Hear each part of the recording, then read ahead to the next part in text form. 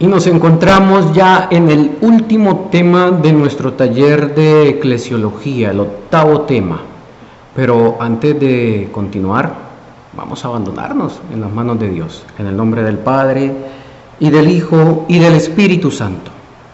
Pidámosle a Diosito Santo que sea Él quien siga derramando su Santo Espíritu sobre cada uno de nosotros, para que sintamos ese fuego del amor de Dios por medio de su Espíritu, para que gracias a este Espíritu podamos entender, conocer y aceptar muchas de las verdades de nuestra iglesia.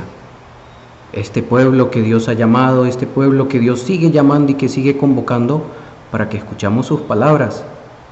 Esto se lo pedimos en nombre de nuestro Señor Jesucristo, que vive y reina por los siglos de los siglos. Amén. Nos disponemos.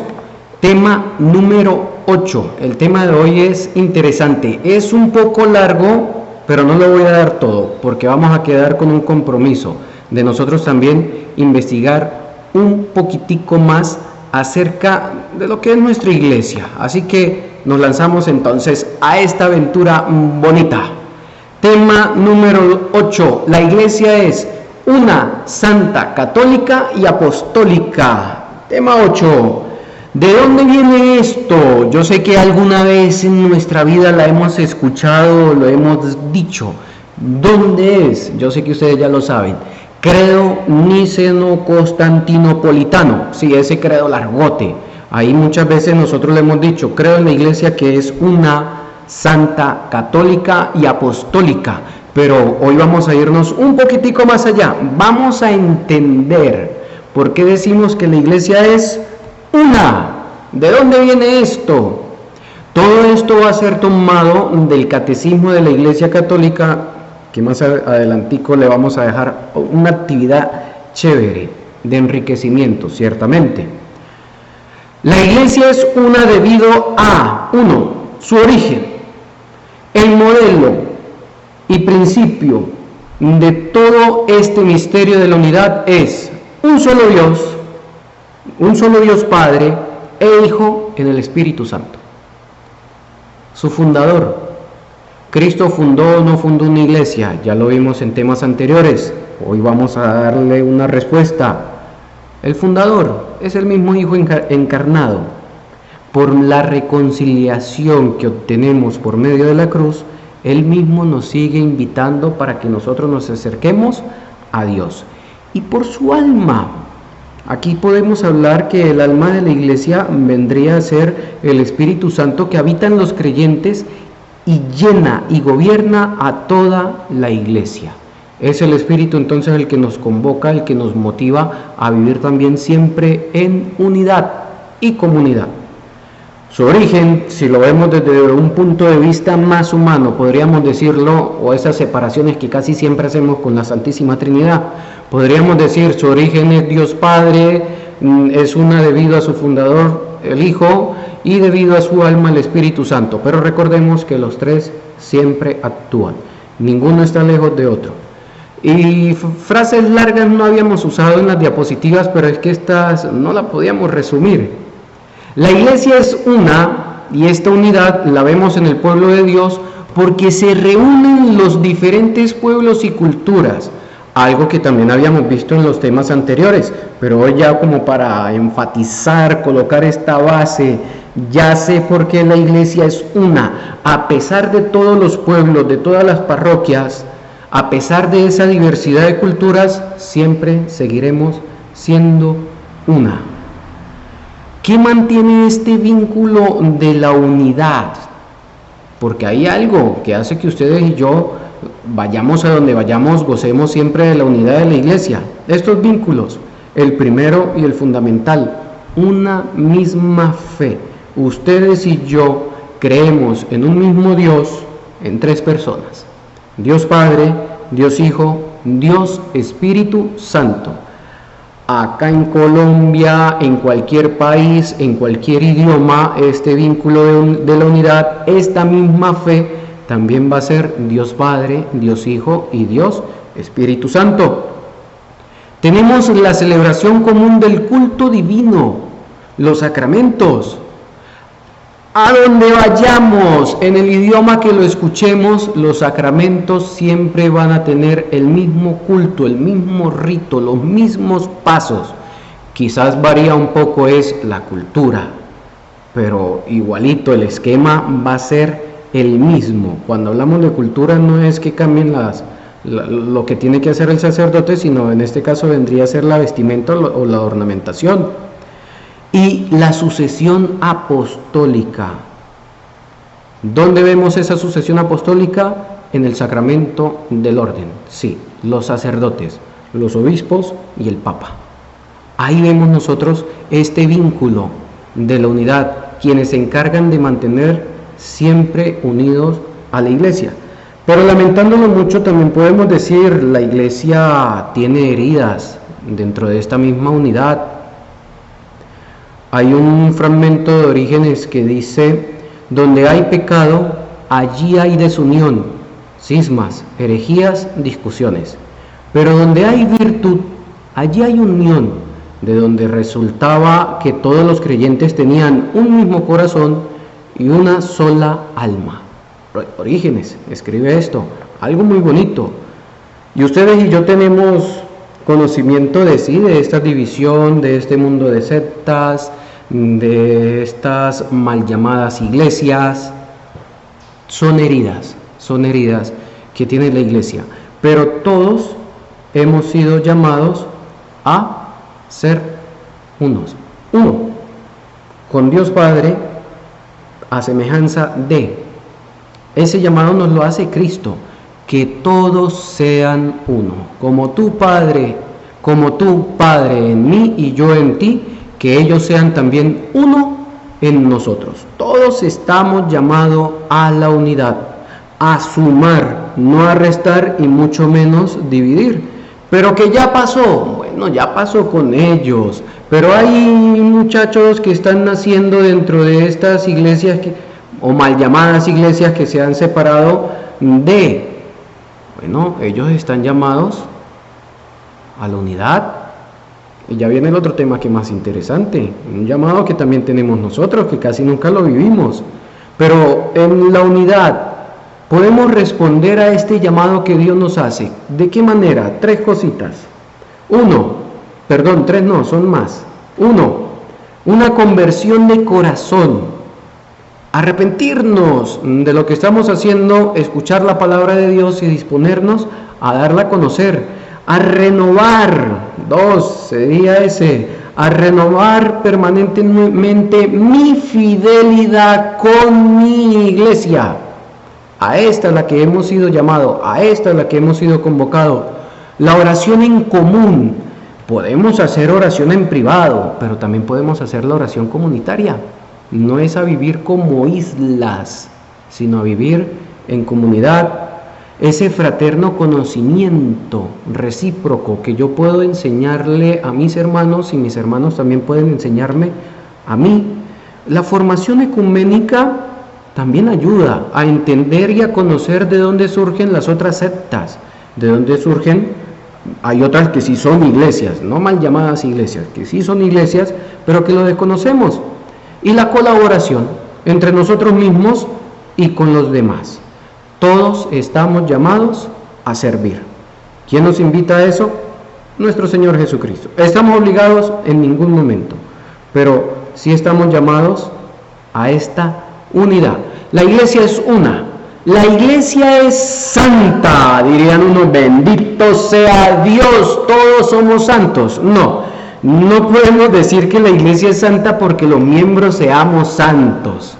Porque yo sé que no lo somos. Que estamos en este camino, podríamos decir que sí. Quizás hay unos que dicen, santo, yo no, eso está lejos. Estamos llamados. ¿Dónde podemos prepararnos para alcanzar algún día la santidad? Dentro de la misma iglesia. Esa iglesia que está ubicada en el planeta Tierra, sí, no hay que ir muy lejos. Cristo nos llama, Dios nos llama. Nos invitan a que seamos santos. ¿Partiendo de dónde? De la tierra. No es cuando yo me muera yo voy a ser santo. No, es mientras estamos en vida, nos preparamos para alcanzar algún día la santidad. La iglesia en la tierra ciertamente es santa. Aquí sí no vamos a decir que no, la iglesia es santa. Y ella se encarga de educar, de preparar, vamos a decirlo en un término muy nuestro. La iglesia vendría a ser la academia para alcanzar algún día la santidad. Pero mientras estamos aquí en la tierra, todavía esa santidad es imperfecta. Y lo que les decía hace un instante, la iglesia es santa no porque los miembros sean santos, sino porque aquí en la tierra a todo aquel que Dios llama nos invita a alcanzar algún día la verdadera santidad. ¿Cómo alcanzamos esta verdadera santidad? El tema o la clave para alcanzar la santidad, se las decimos hoy, un secreto aquí entre nosotros, no la compartamos con los demás. No, eso es mentira, Dios nos manda siempre a compartir todo esto. La caridad es el alma de la santidad a la que todos están llamados. ¿Y este llamado quién lo hace? Nada más y nada menos que Dios Padre. Levíticos 11:45, sean santos como yo soy santo. Deuteronomio 23:14 nos invita a vivir en un lugar donde sea santo. ¿Qué mejor lugar que ese pueblo que Dios convoca para que escuche sus palabras? La iglesia. Y algo muy interesante que podemos encontrar también en el Catecismo de la Iglesia Católica en el numeral 829. Cuando lo leamos, que les invito desde ya a leer el Catecismo a partir del numeral 811, que es donde viene y nos habla acerca de la iglesia una. Luego sigue los demás numerales, nos encontramos en el 823, la iglesia es santa. Y en el 829 encontramos este apartadito, que es muy interesante. Lo dejé también completo porque es que es interesante. La iglesia en la Santísima Virgen llegó ya a la perfección. Listo, la graduada summa cum laude. Nosotros vamos con suma dificultad, pero ahí vamos, sin mancha ni arruga. En cambio, los creyentes nos esforzamos todavía en vencer el pecado para crecer en la santidad. Por eso dirigen sus ojos a María. Este pedacito lo toma de la Lumen Gentium, numeral 65, que cuando leamos el catecismo nos vamos a dar cuenta que toma muchas frases del Concilio Vaticano, de las constituciones y de los decretos que hay en él. En ella la iglesia es ya enteramente santa. La iglesia es santa. Recordemos que la iglesia es la que termina diciendo o canonizando, que es el término en sí, quiénes son santos y quiénes, en este caso no dice quiénes, no, nombra son los santos, aquellos que tienen una vida no de santidad porque nunca hayan pecado, no, porque en medio de su pecado se levantaron y continuaron en ese caminar, en esa carrera, en ese luchar, pero agarraditos de la mano de Dios. Porque en medio de su dificultad de vida, hicieron todo lo posible para enamorarse en primero ellos de Dios y enamorar a los demás también de Dios. Y eso lo hace la iglesia. La actividad, van a decir, padre, pero todavía nos queda apostólica, católica y apostólica. Esto es lo interesante, que aquí nos vamos a ver obligados a buscar el catecismo de la Iglesia Católica. Lo podemos buscar por internet. El tomo es un poquito grueso. Si lo podemos conseguir y hacernos un propósito de irnos leyendo al menos 5 numerales todos los santos días, en espiritualidad, en conocimiento y en este enriquecimiento de Dios, va a ser algo extraordinario. Esas dudas que podamos tener, el catecismo nos las puede aclarar. El catecismo de la Iglesia Católica. Les invitaría, antes de buscar los numerales que les voy a decir, que se lean lo primerito que hay ahí en el catecismo, que es la Constitución Apostólica Fidei Depositum, el depósito de la fe.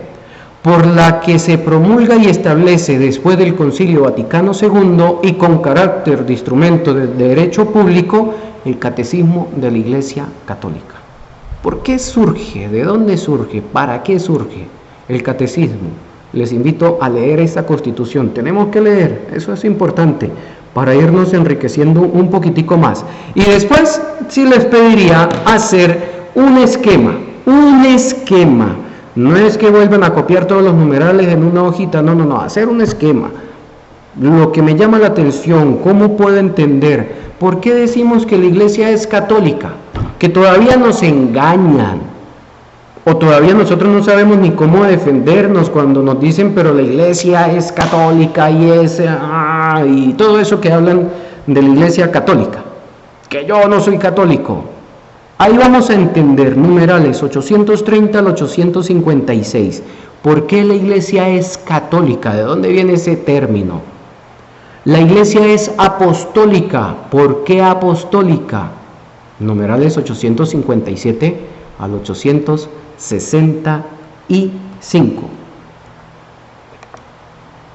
Tema número 8. Y damos también fin a este taller de eclesiología. Esperamos que haya sido de enriquecimiento tanto espiritual como también de conocimiento de por qué yo voy a la iglesia, por qué yo me reúno como iglesia y por qué decimos también que la iglesia es una santa. Y yo estoy más que seguro que vamos a entender el por qué decimos también que es católica y por qué es apostólica. Que Dios les bendiga, los guarde de todo mal y los lleve a la vida eterna y los haga todos unos santicos. Amén.